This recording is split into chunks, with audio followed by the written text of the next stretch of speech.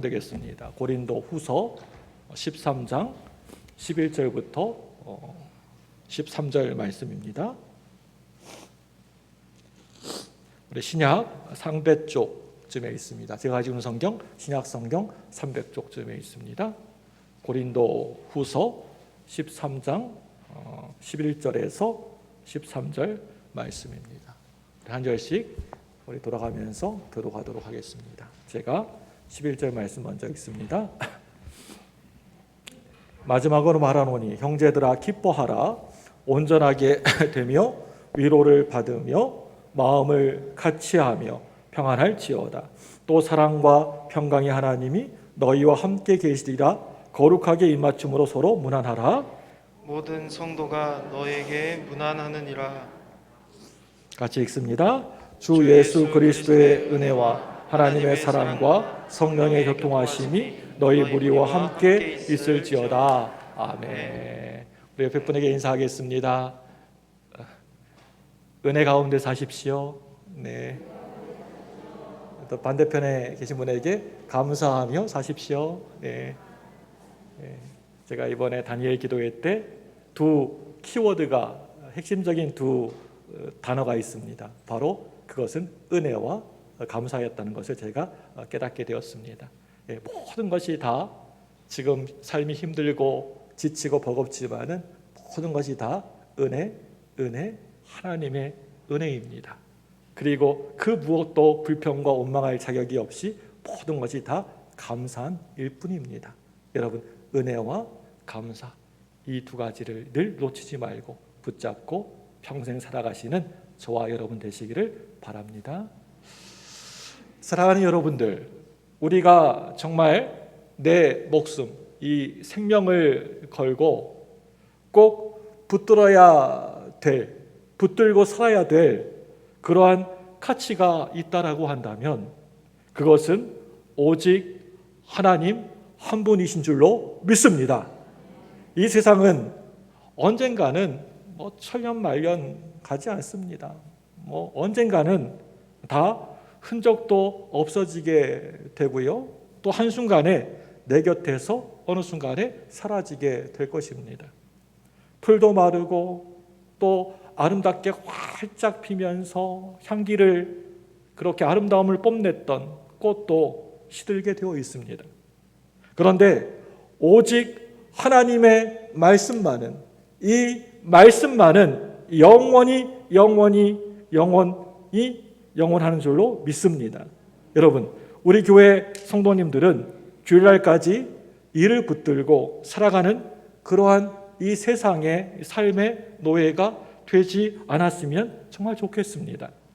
오늘 이 주일날은 내가 그동안 세상에 살면서 붙들고 살던 것들을 다 내려놓고 놓칠 뻔했던 그 하나님, 그 예수님, 성령님, 그 하나님의 말씀을 내가 붙드는 날입니다.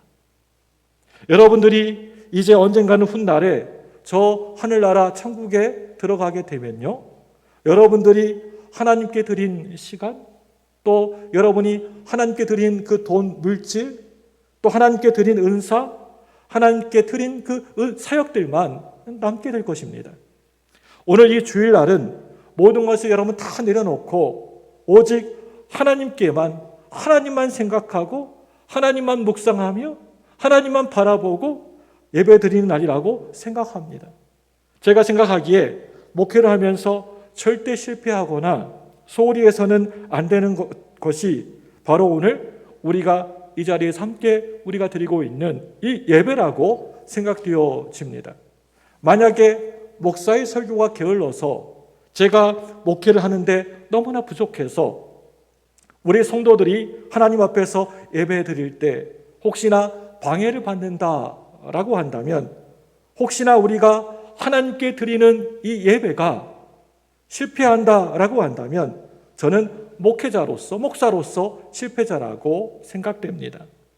요즘 코로나19로 인하여서 우리 성도들이 마음 놓고 교회에 나와서 예배를 드릴 수가 없게 되었습니다. 이럴 때 이 목사의 마음이 너무나 속상하고 아픈 것이 있다고 한다면 이러다가 혹시 우리 성도님들 한 사람 한 사람이 그동안 잘 드려왔던 이 예배의 모습이 그만 무너지게 된다고 한다면 이거 어떡하나라고 하는 그러한 염려가 제 마음속에 있다라고 하는 것입니다. 여러분, 오늘도 하나님께서는 하나님을 진심으로 예배하는 바로 그 한 사람을 열심히 찾고 있습니다. 예배 잘 드리는 사람이 있나? 나만 바라보고 나만 찬양하고 나만 영광 돌리는 사람이 있나? 하고 지금도 여러분을 바라보고 찾고 계십니다. 우리가 하나님 앞에 나와서 예배드리는 그 이유가 바로 여기에 있다는 겁니다. 하나님은 우리가 이렇게 예배드릴 때 신령과 진정으로 예배하는 사람을 정말 기뻐하십니다.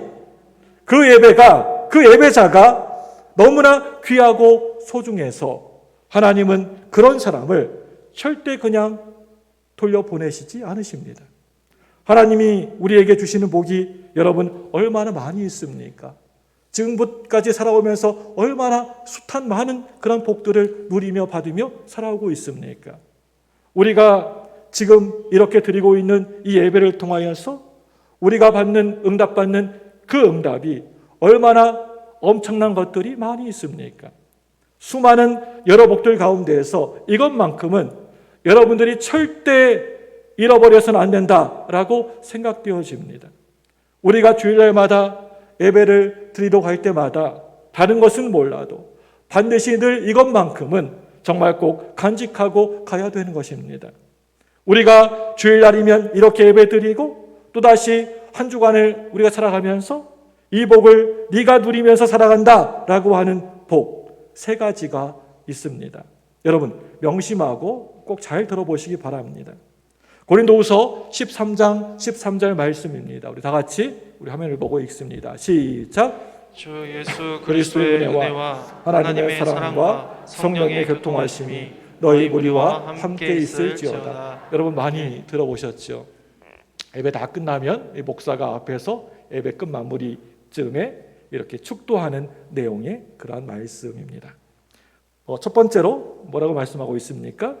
우리 주 예수 그리스도의 은혜. 그리고 두 번째가 또 뭡니까? 하나님 아버지의 사랑. 그리고 세 번째로 성령님의 교통입니다. 저는 목사가 되기 전에 우리 전도사 시절 때부터 제가 있었던 교회 담임 목사님이 몸이 별로 많이 안 좋으셔서 설교를 할 수 있는 기회가 참으로 많았습니다. 그때 그 당시에 설교하는 데는 별로 큰 그런 문제가 지장이 없었습니다. 제 나름대로 신방도 하고 또 기도회도 인도했었습니다. 그런데 딱 한 가지가 안 되는 것이 있었습니다. 예배를 다 끝마치고 이제 돌아가는 우리 성도님들에게 손을 번쩍 들고 축도를 해야 되는데 전도사는 그것을 못하도록 되어 있었습니다. 주일날 그 시간이 되면 빨리 목사 한 수를 받아서 손을 들어가지고 축복 기도를 하고 싶은 또 축도하고 싶은 그러한 마음에 손이 저도 모르는 사이에 자꾸만 위로 올라갔습니다.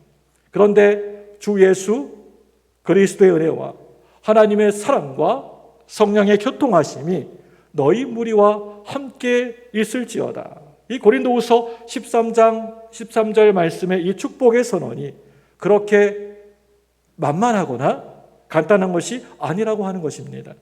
사실 이 말씀을 우리가 성경 원문으로 보게 되면 헬라어, 그리스어 원문으로 성경 원문으로 보게 되면 끝마침 문장 동사가 없습니다. 우리는 함께 있을지어다 하고 이렇게 마침표를 딱 찍고 이제 마무리가 되는데 원문에는 이렇게 끝나지가 않습니다.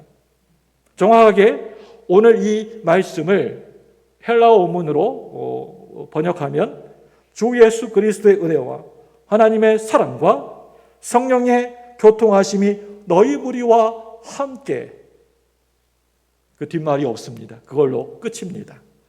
끝마침 문장이 없습니다. 이게 바로 축도입니다. 하나님은 예배드리고 돌아가는 자녀들이 너무나 기특하고 예뻐서 세 가지 복을 우리들에게 주시는데 그게 바로 우리 예수님의 은혜와 하나님의 사랑과 성령님의 교통입니다. 우리가 예배드리고 나갈 때에 이것만큼만은 꼭 가지고 가야 된다. 이것만큼은 절대 살아가면서 놓치면 안 된다. 이것만큼은 잃어버려서는 안 된다. 이것만큼은 정말 무너져서는 안 된다. 이것 없이 네가 세상에 살아갈 수가 없다라고 하는 것이 바로 이 세 가지의 복입니다.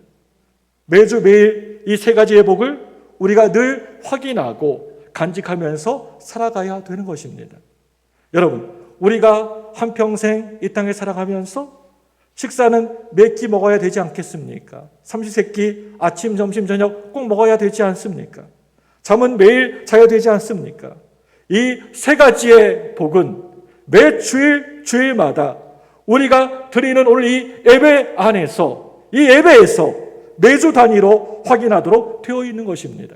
이게 바로 안식일을 거룩하게 잘 지키고 예배 드리고 다시 세상으로 돌아가는 백성들에게 아론의 축복을 구약 성도들은 늘 받았던 것입니다. 신약교회 성도들은 예배를 드리고 돌아갈 때 축도라고 말하고 있는 오늘 이 사도 바울의 이 축도, 축복 기도를 받고 세상으로 담대하게 나아가게 되는 것입니다. 여러분, 이 시간 여러분들에게 질문 하나 드리도록 하겠습니다. 우리가 구원받아서 이 땅에 살아가는 목적이 여러분 생각에는 과연 뭐라고 생각하십니까? 왜 내가 구원받고 예수 믿고 이렇게 살아갑니까? 그 목적이 무엇입니까? 가장 중요한 이유가 여러분 뭐라고 생각되어지십니까? 그 가장 첫 번째 목적은 우리가 하나님께 나와 예배하는 데 있다는 것입니다. 하나님은 늘 가만히 보게 되면 믿음의 백성들을 불러내십니다. 바로 아브라함을 부르십니다. 영적인 아브라함을 늘 부르십니다.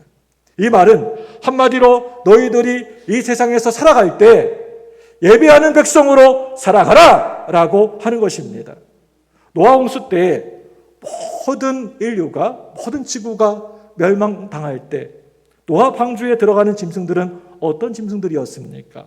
여러분 창세기 말씀을 보게 되면 정결한 짐승은 암소 7쌍씩을 태웁니다. 왜 그렇게 하라고 하셨을까요? 그것은 바로 너희들이 살아갈 때 하나님께 제물로 제사하는 백성으로 살아가라 라고 하는 것입니다. 하나님은 왜 이스라엘 백성들을 그 애굽에서 종살이하고 있었던 그 애굽에서 그 이스라엘 백성들을 출애굽을 시켰을까요? 애굽에서는 예배하는 백성으로 하나님께 나아가지 못하고 늘 예배하는 백성으로 도저히 살아갈 수 없었기 때문에 광야로 나아가서 너희들이 하나님께 예배드리는 법을 배우고 가나안 땅에 들어가서 예배하는 족속으로 너희들 살아가라 라고 하는 겁니다. 그래서 430년 동안이나 오랫동안 살았던 그곳을 떠나서 양을 몰고 그곳에서 나오게 됩니다. 먹을 양식과 입을 것은 하나님께서 다 책임져 주십니다. 이런 것을 통하여서 우리가 알 수 있는 것은 광야에서도 양을 잡아서 예배하는 이 일은 우리가 살아가면서 잃어버려서는 절대 안 된다라고 하는 것입니다. 웨스트민스터 소요리 문답을 보게 되면 제일 우리 인간의 제일 첫 번째 질문이 뭐냐면 사람의 제일 되는 목적이 무엇이뇨? 라고 질문하고 있습니다. 이 질문에 대한 대답은 하나님을 영원토록 영화롭게 하는 것입니다. 예배를 드리는 것입니다. 이게 답입니다. 우리가 구원받은 그 이유가 우리가 평생 예배 잘 드리면서 살라고 하는 것입니다. 내가 하는 사업보다도 돈을 잘 버는 것보다도 내가 살아가면서 밥 세 끼 잘 먹고 사는 것보다도 예배가 최고 우선이 되고 중요하다라고 하는 것입니다. 내가 정말 하나님의 구원받는 백성이 확실하다라고 한다면 내 평생의 예배에 내 생명을 걸어야 된다라고 하는 겁니다. 식구들이 늘 바쁘고 너무나 분주한 일들이 많아가지고 예수를 믿지 않은 것 같지는 않은데 예배에는 가만히 보게 되면 늘 그 집 엄마가 대표로 참석해서 예배를 드리는 집이 있었습니다. 여보, 나 오늘 누구누구 만나러 가야 돼. 뭐 약속이 있어. 그러니까 당신이 오늘 나 대신해가지고 교회 예배 다녀와. 큰아들은 주일날만 되면 골프장에 가면서 엄마 오늘 교회 가시면 제 기도 꼭 잊지 말고 꼭 제 기도 해주세요. 이렇게 얘기합니다. 막내 아들도 이렇게 얘기합니다. 주일날에 학원으로 달려가면서 엄마 이제 시험 얼마 남지 않았으니까 내 기도 꼭 부탁드려요. 그래서 엄마 혼자서 대표로 가정을 대표해서 예배드리는 그러한 가정이 있었습니다. 그런데 어느 날 아마 그때가 종말이 되었는지 식구들이 한 줄로 쭉 나란히 손을 붙잡고 천국문 앞에 다 가족들이 서게 되었습니다. 그 문지기가 안에 들어갔다가 나오더니 그러더랍니다. 이제 여러분들의 집은 대표로 이제 딱 한 사람만 천국에 들어오라고 합니다. 아마 정말 그렇다고 한다면 그 엄마가 대표로 마지막 날에 천국에 들어가게 될 것입니다. 천국은 여러분들 누구누구 대신해가지고 가질 수 있는 곳이 절대 결코 아니라고 하는 것입니다. 내가 내 아내, 내 남편, 내 자식들 대신해서 들어갈 수 없습니다. 천국은요. 내가 예수 믿는 것, 그 누군가가 대신하여서 믿어줄 수 있는 것이 절대 결코 아니라고 하는 겁니다. 주일날이면 교회 나와가지고 예배 드리는 것을 내 남편이 대신해서 그 예배 드려줄 수 없다는 겁니다. 내 자식이 대신할 수가 없습니다. 우리 부모님이 내 신앙, 내 믿음 대신할 수가 없습니다. 모두가 다 저 천국에서 혼자서 홀로 단독자로 하나님 앞에 결국에는 서야 되는 것입니다. 내 예배는 그 누군가가 또 어떤 사람이 대신하여서 드려주는 것이 아니고 바로 내가 하나님 앞에 나와 이 예배 드려야 되는 것입니다. 내 구원은 오직 내가 하나님 앞에 서서 이루는 것입니다. 각자 혼자 예수 믿어야 구원을 받는다라고 하는 것입니다. 내 아내의 기도로, 내 자식의 믿음으로 결코 구원받을 수 없습니다. 주일날 예배드리고 돌아가는 하나님의 자녀들에게 하나님이 주시는 제일 첫 번째 복이 있습니다. 바로 제일 우선되는 복 한 가지가 있다는 겁니다. 바로 오늘 말씀에 나오는 예수 그리스도의 은혜입니다. 내가 이 땅에 살아가게 될 때 우리가 꼭 이것만큼은 받았으면 좋겠다라고 하는 소원이 이것저것 많이들 여러분이 있으시겠지만 우리가 꼭 받아야 되는 소원, 그 소원이 있다면 바로 우리 예수님의 은혜인 줄로 믿습니다. 예수 그리스도입니다. 예수님이 정말 내 삶에 너무나 중요합니다. 필요합니다. 우리가 성경 말씀을 읽어보게 되면 은혜라고 하는 말이 성경에 수도 없이 많이 나오는 것을 보게 됩니다. 200번 이상씩이나 계속해서 은혜의 물결이 신구약 성경에 흘러갑니다. 그 첫 번째 등장하는 것이 창세기 6장의 말씀입니다. 우리 창세기 6장 8절 말씀을 보시기 바랍니다. 같이 읽습니다. 6장 8절 시작. 그러나 노아는 여호와께 은혜를 입었더라. 아멘. 네, 노아는 여호와께 뭘 입었다고요? 은혜를 입었더라. 은혜를 입었더라.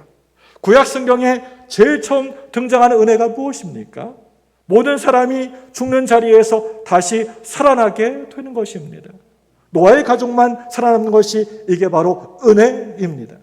구약이 다 지나가고 또 신약이 다 지나가고 신약 성경 제일 마지막 장 마지막 절을 보게 되면 뭐라고 하고 있습니까? 요한계시록 22장 21절 말씀입니다. 우리 다 같이 읽습니다. 화면 보시고 읽습니다. 시작. 주 예수의 은혜가 모든 자에게 있을지어다. 아멘. 주 예수의 뭐가요? 은혜가 모든 자에게 있을지어다. 그리고 성경은 그 막이 내려집니다. 그렇다면 성경 말씀에서 제일 마지막에 등장하고 있는 은혜는 여러분 무엇입니까? 종말입니다. 종말의 은혜. 마지막 하나님의 심판대 앞에서 저 하나님의 나라에, 저 천국에 기쁨으로 내가 그곳에 들어가는 것입니다. 그게 바로 은혜입니다. 주 예수 그리스도의 은혜가 예수 믿는 모든 자들에게 있을지어다. 구원받고 영생을 얻어서 하나님 나라에 내가 들어가는 것. 이게 바로 신약 성경에 등장하고 있는 마지막 은혜라고 하는 것입니다. 중세교회가 너무나 썩어서 문드러져 가지고 때로 썩어 있고 또 타락하여서 교회가 아닌 교회로 전락해 있을 때 성경이 말하고 있는 교회를 회복하기 위하여서 그 당시에 종교개혁 운동이 1517년에 일어나게 됩니다. 여러분, 이게 바로 개혁교회입니다. 다른 말로 장로교회입니다. 그렇다면 종교개혁 교회 출발이 무엇입니까? 오직 은혜입니다. 다른 것 아니었습니다. 오직 은혜 하나 붙들고 종교개혁을 이루게 되었습니다. 은혜 위에 이 교회가 우뚝 세워져 있는 것입니다. 개혁교회는 이 은혜라고 하는 반석 위에 든든하게 서 있는 것입니다. 우리 성도님들이 가장 너무나 좋아하는 찬송이 있다고 한다면 어떤 찬송 제일 좋아하십니까? 제가 이렇게 물어보면 한결같이 다 은혜에 대한 그런 찬양이라고 말을 하는 것을 보게 됩니다. 지금까지 지내온 것 주의 크신 은혜라. 은혜 들어가고요. 나 같은 죄인 살리신 주 은혜 놀라워. 하나님의 은혜로 은혜 아니면 살아갈 수 없냐면서 이렇게 하면서 요즘 다니엘 기도에도 은혜에 대한 찬양들이 많습니다. 또 좋아합니다, 우리들이. 이와 같이 은혜에 관한 찬송을 누구나 다 좋아한다고 말합니다. 여러분, 꼭 기억하시기 바랍니다. 내가 건강하게 잘 사는 것이, 내가 평소에 운동도 열심히 하고 평소에 내 몸, 내 건강 관리를 아주 잘해서가 절대 아니라고 하는 것입니다. 내 자식들이 그런 대로 말썽 안 부리고 잘 되고 형통하게 된 것은 정말 내가 그 자식들을 내가 잘 키워가지고 기도를 내가 열심히 많이 해서 우리 자녀들이 잘 자란 것이 아닙니다. 내 자식들에게 믿음을 잘 가르쳐서 그런 것입니까?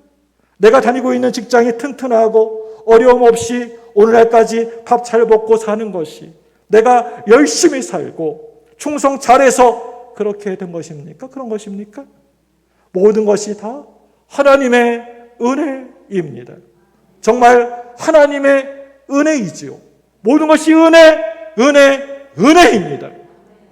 우리 선배 목사님들이 늘 모이셔서 늘 그렇게 대답하시길래 저는 제 생각으로 그냥 은혜도 아니면서 은혜도 이렇게 정말 그렇게 생각하지도 않으면서 우리 목사님들 그렇게 그냥 입에 발린 소리 하고 계시네. 그렇게 저는 생각을 해왔습니다. 그런데 제가 이렇게 좀 나이가 들고 나니까 남는 것이 이것밖에 없다는 것을 새삼 더 느껴지게 됩니다. 나에게 다른 게 없습니다.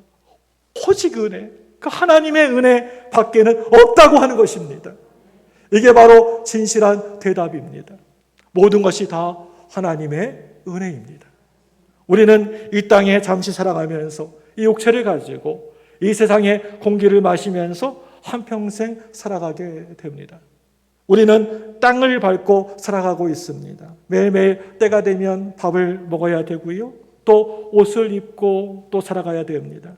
그래서 우리의 관심사는 이 땅이 천부일 때가 참으로 많이 있습니다. 이 땅에서 잘 먹고 잘 살고 출세하고 돈 벌고 건강하게 이 땅에 이렇게 막 관심사가 있을 때가 많습니다. 누군가 복 받았다, 또 은혜 받았다라고 하는 소리를 들었을 때, 그랬을 때 돈 버는 것, 잘 먹고 잘 입고 살아가는 것, 사랑하는 사람 만나서 행복하게 살아가는 것, 이게 내 머릿속에 일시적으로 잠시 스쳐 지나가는 순간적이고 천세적인 복을 생각하게 됩니다. 그게 전부인 것처럼 여겨질 때가 많이 있다는 겁니다. 그걸 이겨내는 그것이 바로 믿음이라고 하는 것입니다. 그것을 훌쩍 뛰어넘어가는 것이 믿음의 성숙이라고 하는 것입니다. 이제 예배 드리고 돌아가는 사람들에게 주시는 두 번째 복이 있습니다. 오늘 말씀 보니까 하나님의 사랑입니다. 나를 사랑하시는 하나님의 사랑이 도대체 어떤 사랑입니까? 그분은 과연 누구십니까? 또 어떤 분이십니까? 이 세상에 우주 만물을 만드신 분이십니다. 하늘과 땅의 왕, 금생과 내생의 왕이 되시는 분이십니다. 나는 도대체 어떤 존재입니까? 내가 정말 그분의 자녀가 될 수 있는 충분한 자격이 있는 것입니까? 내가 이 땅에 그분의 사랑을 받을 만한 그러한 가치가 있는 존재입니까? 그분하고 친하게 지내고 교제할 만한 성실함과 거룩함이 정말 저에게 내게 있는 것입니까? 하나님이 나를 사랑하셔서 하나님에게 돌아가는 무슨 유익이라도 있으시다라고 하는 말입니까? 종교개혁자 마르틴 루터의 책을 보게 되면 내가 만약에 하나님이라고 한다면 이 세상 사람들을 보니까 그 악함이 너무나 지긋지긋해가지고 하늘에서 뜨거운 불빛을 내려서 벼락을 내려서 당장의 지구를 멸망시켰을 것이다 라고 이야기를 했습니다. 하나님이 저와 여러분들을 사랑하신다고 하시는데 그 하나님의 사랑, 그게 과연 또 어떤 사랑입니까? 하나님이 하나밖에 없는 외아들 독생자 예수 그리스도를 이 땅에 보내주셔서 내가 당연히 죄와 허물로 인하여서 내가 영원히 죽어야 되는 바로 그 자리에 그분이 내 대신 해가지고 죽으셔서 나를 구원해 주신 사랑입니다. 여러분들이 이거 정말 기적이다 라고 그랬을 때 제일 먼저 내 머릿속에 쓱 하고 지나가는 기적 무엇입니까? 영원히 죄로 인하여서 죽을 수밖에 없는 우리가 바로 내가 이렇게 구원받은 것, 이것이 기적 중에 기적이 아닙니까? 나 같은 죄인 중에 죄인이 하나님의 자녀가 되어서 저 하늘 백성이 되어서 하나님의 자녀가 되어서 살아간다. 여러분, 기적이 정말 있다고 한다면 이게 바로 기적이 아니면 또 뭐가 기적이겠습니까? 하나님이 나를 사랑해 주신 것이 무엇입니까? 근사하고 맛있는 식사 한 끼였습니까? 커다란 소 한 마리였습니까? 아니면 집 한 채 아파트입니까? 세상의 회사의 사장 자리입니까? 그런 걸 나에게 주셨습니까? 그분의 독생자 예수님을 우리를 위하여서 이 시간 저와 여러분들을 위하여서 아낌없이 송두리째 다 내어주신 것입니다. 내가 얼마나 지독하게 악랄하고 나쁜 놈인가 인고하니 예수님이 죽으셔야 구원받을 수 있는 그러한 악랄하고 나쁜 놈이라고 하는 것입니다.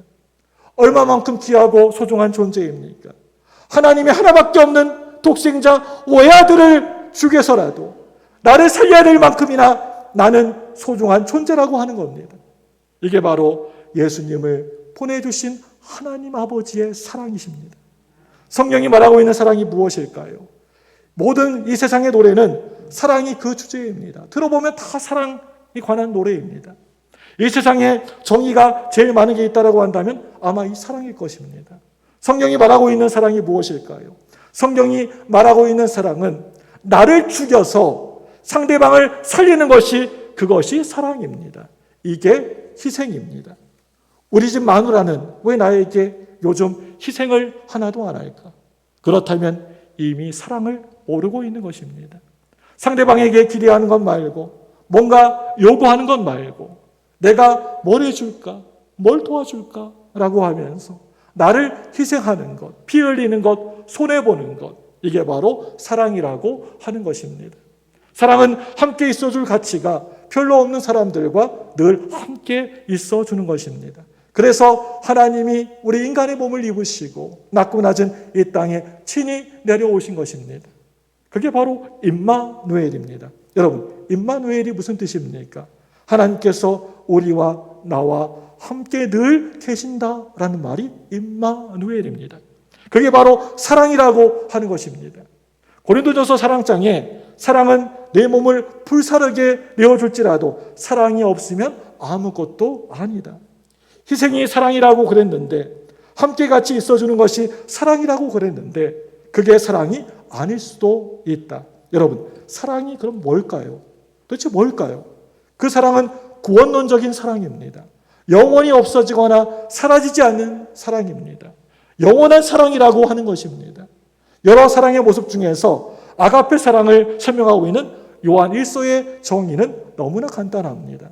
독생자가 이 땅에 와서 나 대신에 죽은 것이 그것이 사랑이다. 요한계시록 요한 1서에서 강조하고 있는 것입니다. 그분을 내가 확실하게 믿고 구원을 받고 내가 사랑난 것이 그것이 사랑이다. 종말론적인 사랑, 구원론적인 사랑, 영원한 사랑이 그것이 사랑이다. 바로 그런 이야기입니다. 요한 1서 4장 9절 말씀 보겠습니다. 같이 읽습니다. 시작. 하나님의 사랑이 우리에게 이렇게 나타난 바 되었으니 하나님이 자기를 독생자를 세상에 보내심은 그로 말미암아 우리를 살리려 하심이라. 예, 예배 드리고 이제 돌아가는 하나님의 백성들에게 하나님이 너를 얼마나 사랑하는지 아니? 나는 단 하나밖에 없는 외아들 독생자를 바로 널 위하여서 아낌없이 내어주었어. 너 대신에 죽었어. 그만큼 너는 내게 귀하고 소중한 존재들이야. 그러니 이 세상에 살아갈 때 당당하게 살아가야 된다. 너는 하나님의 자녀야. 내가 너와 함께한다. 너를 결코 버리지 않을 거야. 무슨 일이 있어도 널 버리지 않을 거야. 네가 실수하고 넘어져도 내가 다 용서해 줄 거야. 다시 일으켜 세워줄 거야. 세상 끝날까지 너를 끝까지 사랑하고 지켜낼 거야. 힘내라! 기운 내라! 여러분, 이게 바로 하나님 아버지의 사랑이라는 겁니다. 우리가 주일날이면 예배드리고 돌아가면서 이 소리를 듣고 돌아가야 된다라고 하는 것입니다. 아무 소리도 듣지 못하고 돌아간다면 참 안타까운 일입니다. 이 소리를 여러분 들으시기 바랍니다. 여러분들이 이 확신을 가지고 살아가야 된다라고 하는 말입니다. 우리 예배자에게 주시는 이제 세 번째 복이 있습니다. 바로 오늘 말씀에 성령님의 교통이십니다. 요즘 교통이 얼마나 발달된 세상 가운데 살고 있습니까? 만약에 교통이 어느 날 뚝 끊어지게 되면 세상이 어떻게 될까요? 세상 어디든지 하루 만에 어느 곳이든지 다 갈 수 있는 그런 시대에 우리는 지금 살아가고 있습니다. 지금 우리 교회에서 오늘 예배 드리고 끝나고 인천공항, 서울에 올라가가지고 인천공항에 통하여서 미국 LA에 가면 LA에 도착하자마자 주일 예배 드릴 수 있습니다. 그런 시대에 살고 있습니다.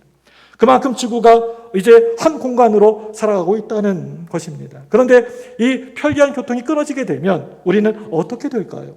아마 이것저것에서 아마 난리가 날 것입니다.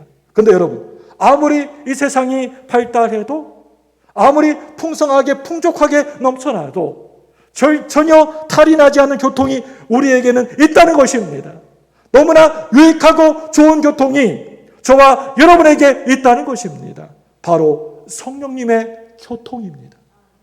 우리가 하나님의 자녀가 되어서 저 하늘과 우리가 늘 교통하면서 살아가는 것, 내 기도가 저 하늘로 연결이 되어지는 것, 하나님의 사랑이 우리가 드리는 이 예배를 통하여서 찬양을 통하여서 우리의 기도를 통하여서 이 말씀을 통하여서 우리 가운데 폭포수같이 막 사정없이 쏟아져 내리는 것, 여러분 이러한 교통이 우리에게 있어야 된다라고 하는 것입니다. 이 세상 살아갈 때 우리가 하나님의 손에 강력하게 붙들려서 성령님이 내 안에 계셔서 예수님의 은혜로 이 세상을 함께 당당하게 살아가는 것은 바로 이 교통이 있기 때문에 그런 것입니다. 이 교통이라고 하는 것은 동업, 같이 더불어 살아가는 것입니다. 가정을 하나님과 함께 동업하는 것입니다. 사업을 하더라도 성령님과 함께 같이 동업하는 것입니다. 이 세상에 살아가면서 착한 일 하더라도 내가 하는 것 절대 결코 아닙니다. 하나님과 같이 함께 동업하면서 살아가는 것입니다. 동업이 곧 교통입니다. 이게 바로 성령님의 교통입니다. 그동안 우리는 너무나 당연한 듯이 누려왔던 그런 평범한 일상이 너무나 큰 축복이었다는 것을 요즘 새삼 깨닫게 되면서 하루하루 살아가고 있습니다. 요즘 코로나19 바이러스 때문에 이것만큼은 절대 잃어버리지 말아야 할 텐데, 목사가 되어서 내게 맡겨진 약물이 교인들에게 이것만큼은 빼앗기게 해서는 안 될 텐데, 너무나 제 가슴 속에서 불같이 일어나는 귀하고 소중한 진리가 있습니다. 첫째로는요, 이 교회가 얼마나 귀하고 소중한 것인지를 하나님의 자녀들에게 교회가 얼마나 귀한 것인지를 깨달아야 됩니다. 둘째로, 이 세상에 잠시 동안 우리가 살아가면서 정말 하나님의 구원만큼은 우리가 잃어버리지 말자. 구원받은 백성은 하나님의 자녀입니다. 오늘이 내 삶의, 내 인생의 마지막 날이 되어도 내가 받은 이 구원만큼은 절대 흔들리지 말자. 셋째로는요, 그리고 하나님 앞에 우리가 설 때 이 예배에 실패하지 말자. 무슨 일이 있어도 이 예배만큼은 최우선적으로 하면서 살자. 그런데 예배가 자유롭지 않는 오늘날 같은 이런 상황 속에서 예배 드리고 돌아가는 우리 성도님들이 너무나 귀하고 소중해서 예수님의 은혜가 여러분들과 함께 있어서 여러분 어떤 일이 있어도 또 무슨 일이 있어도 그 구원을 절대 빼앗기지 않을 줄로 믿습니다. 예수님이 여러분들과 늘 함께 하실 줄로 믿습니다. 하나님의 자녀된 권세를 잃어버리지 않을 것입니다. 하나님의 사랑이 너의 곁에 늘 항상 있을 거야. 하나님이 너를 용서해 주셨어. 너를 사랑하셨어. 독생자도 아끼지 않으셨는데 더 이상 뭘 또 더 아끼시겠어? 하늘과 너는 연결되어 있단다. 이 성령님의 교통이 세상 끝날까지 너를 떠나지 않을 거야. 우리가 이 시간 예배를 드리고 다시 돌아갈 때 이것 하나만 꼭 붙들고 가야 된다라고 하는 겁니다. 어릴 때부터 저는 고생을 참 많이 하면서 살았던 것 같습니다. 한번 저의 인생의 뒤안길을 한번 되돌아보면 위기의 순간순간이 참으로 많이 있었던 것 같습니다. 밥도 잘 먹지 못할 때도 많았었고, 초등학교 다닐 때는 육성예비 내지 못할 때도 많았습니다. 꼭 그때 국민학교 선생님은 꼭 이름 불렀어요. 조성진 육성예비네. 그래서 교무실로 와. 이렇게 하고 너무 보기 창피했습니다. 그래서 제가 어릴 때 하나님께서 정말 살아계신다라고 하신다면 어떻게 이럴 수가 있냐라고 하는 생각이 들 때도 있었습니다. 저는 아버지가 목회를 하셨는데 맨날 이렇게 힘들게 어렵게 사는 것이 너무나 이해가 잘 되지 않았습니다. 근데 우리 아버지는 그렇게 어렵게 사시면서 밥도 제대로 먹지도 못하고 또 교회 월세도 매달 내지도 잘 못하시는데 또 어려운 교회들 막 도와주고 또 구제도 하시고 또 우리 앞가림도 못하고 있는데 선교사들도 막 후원해 주시고 도와주시고 볼 때 도저히 아버지가 이해가 되지 않았습니다.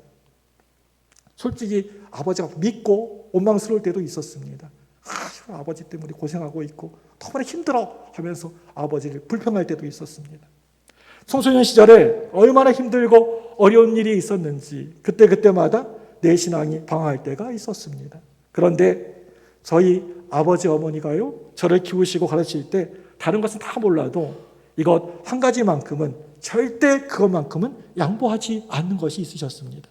주일날이면 무조건 무슨 일이 있어도 교회에 와서 예배 드리는 일이었습니다.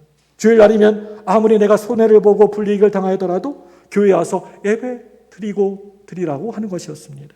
그렇게 하지 못할 때 엄청 혼났던 기억이 있습니다. 평생을 그렇게 살아왔던 것 같습니다. 그때는 도대체 왜들 저러시지라고 하면서 이해가 안 됐는데 이제야 이해가 되는 것 같습니다. 저희 아버지 어머니가 분명히 믿었던 것 한 가지가 있었던 것 같습니다. 여러분, 그게 뭐냐면 언젠가는 내가 평생 우리 자식 곁에 있어주지 못하고 언젠가는 이제 시간이 되면 내 자식 곁을 떠나게 될 텐데 이 자식이 이제 혼자 살아야 될 것인데 아무리 힘들고 어려운 일이 있어도 아무리 믿음이 흔들거리고 방황하더라도 주일날이 되면 하나님 앞에 나와서 예배드리면 이 자식은 분명히 살 수 있다. 아마 그렇게 우리 부모님들은 믿으셨던 것 같습니다. 우리 주 예수 그리스도의 은혜와 하나님의 아버지의 사랑이 성령님의 교통이 택한 백성 하나님의 자녀를 이토록 정확하게 신비하게 예배하고 나아가는 여러분들을 끝까지 세상 끝날까지 여러분들을 지켜주실 줄로 믿습니다. 우리가 하나님 앞에 훗날에 섰을 때 다른 것 다 실패할 수 있지만 이것만큼은 정말 여러분 부탁합니다. 실패하지 않으셨으면 좋겠습니다. 그리고 예배하는 사람들에게 주시는 하나님의 복이 있습니다. 주 예수 그리스도의 은혜와 하나님의 사랑과 성령의 교통하심이 너희 무리와 함께 있을지어다. 아멘. 이 시간에 우리 합심하여서 기도하기 원합니다. 이 시간 여러분